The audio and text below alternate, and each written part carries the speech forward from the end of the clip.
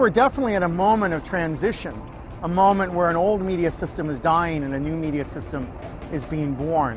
An era when spectatorial culture is giving way to participatory culture, where a society based on a small number of companies controlling the storytelling apparatus is giving way to a much more complex mediascape where average citizens have the ability to seize control over the media technology and tell their own stories in powerful new ways.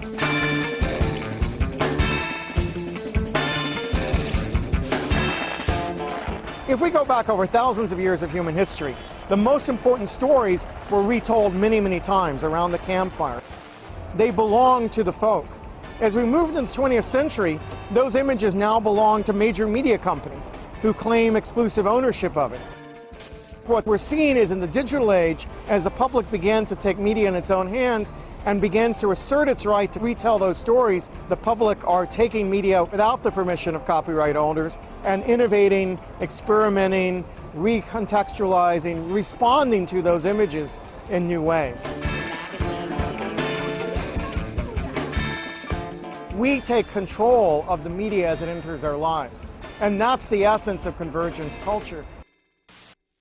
Convergence culture is a world where every story, every sound, brand, image, relationship plays itself out across the maximum number of media channels. It's shaped as much by the decisions made in teenagers' bedrooms as it is by the decisions made in the Viacom boardroom. So a discussion list online or a Wikipedia function according to collective intelligence, where the group as a whole can put together knowledge in a more complex way than any individual member is capable of doing. We are developing technologies around collective intelligence which allow us to monitor government-produced data in ways that would have been impossible before. We're seeing human rights activists taking videos recorded by torturers and turning them around and using them to call attention to the role of torture around the planet. George Orwell imagined a world where Big Brother was watching us, but we instead, with little cell phone cameras, are watching Big Brother every moment of the day.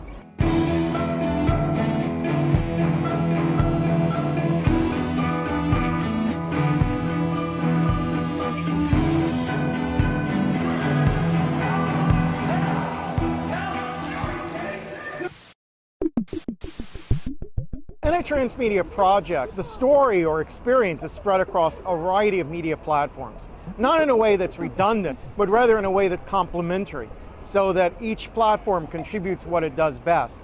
The Matrix is everywhere. It is all around us, even now in this very room. Popular entertainment so far has been the best at exploiting these core principles. We might look at The Matrix as a story that unfolds across 3 feature films, a dozen animated short subjects, about 20 comic book stories, about 3 video games, and continues to expand as the audience takes it up and creates fan fiction, or fan art, or fan costumes, or fan theater.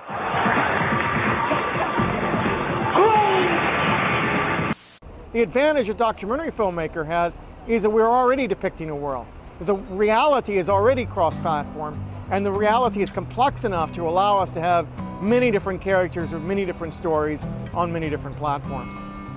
It was a creed written into the founding documents that declared the destiny of a nation.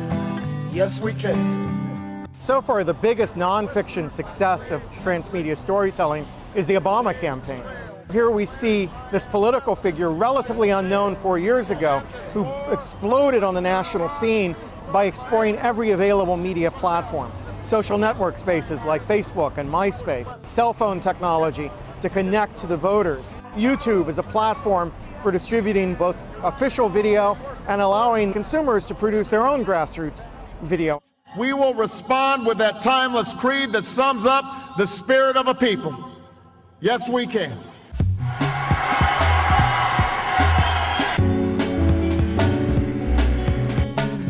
A world governed by principles of participatory culture has the potential to be much more diverse than a world controlled by a small number of media producers.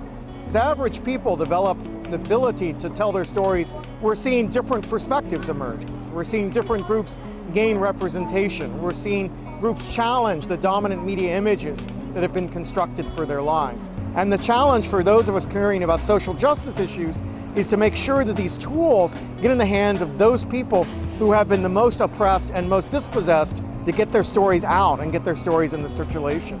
As we expand who has the power to tell stories, we have the potential for stories to grab our imagination, to touch our hearts, that come not from the entertainment infrastructure, but from some average citizen out there whose reality's never been depicted on the screen before. And I think that's the real excitement of our present moment of media change.